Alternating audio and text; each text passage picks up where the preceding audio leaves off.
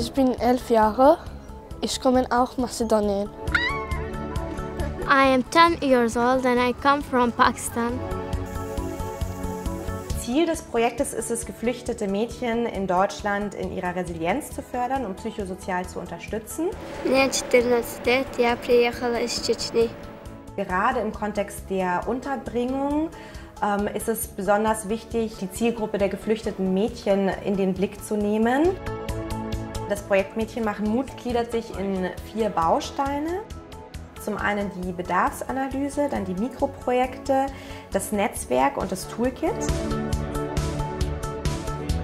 Die Bedarfsanalyse haben wir zusammen mit der Charité durchgeführt und die Ergebnisse der Bedarfsanalyse sind dann wieder an die Einrichtungen zurückgespielt worden, damit die eben bedarfsorientiert Mikroprojekte entwerfen können. Fragen, was wollen die gerne, was können die?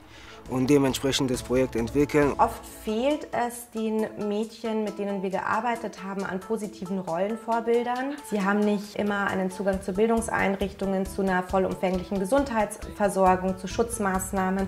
Dann tragen oft gerade die älteren Mädchen in der Familie die Belastungen der Eltern mit und kümmern sich um die jüngeren Geschwister. Was natürlich auch gerade im Teenageralter schwierig ist, da hat man sehr viel mit sich selbst zu kämpfen und dafür haben wir eben auch versucht, ja, so Rückzugsräume zu schaffen.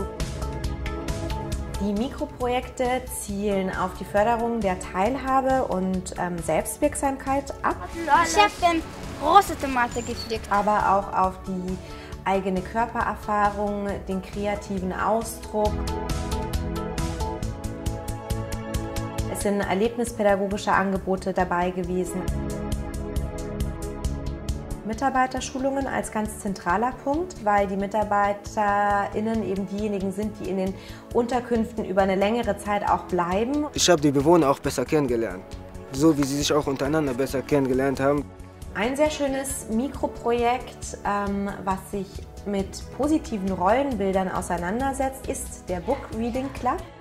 In diesem Mikroprojekt wurde Literatur angeschafft, die sich mit unterschiedlichen Heldinnengeschichten auseinandersetzt. Zum Beispiel Malala wurde zusammengelesen. Ein weiteres Mikroprojekt sind die Selbstversorgergärten, weil die Mädchen da vom Anbau des Gemüses bis zum Kochen des Gerichts den gesamten Prozess begleiten können.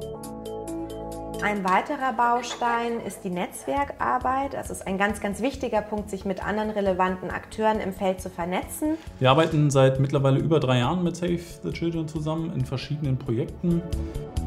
Wir haben das ganze Thema interkulturelle Kompetenz nochmal aufgegriffen, Kinderschutz, externer Partner, der uns hilft, Dinge zu verbessern, können wir auf jeden Fall gebrauchen. In dem Toolkit werden Erfahrungen aus der Bedarfsanalyse, aber auch die Durchführung der Mikroprojekte zusammengestellt.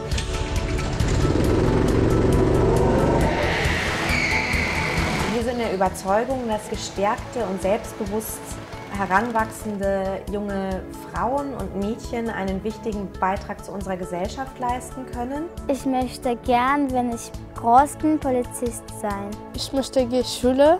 Ich möchte, wenn ich groß bin, Ärztin werden. Und wir stellen geflüchtete Mädchen selbst in den Mittelpunkt, weil wir sie dazu befähigen wollen, ihre Potenziale zu entfalten und weil wir sie selbst als Expertinnen für ihre eigene Lebenssituation sehen.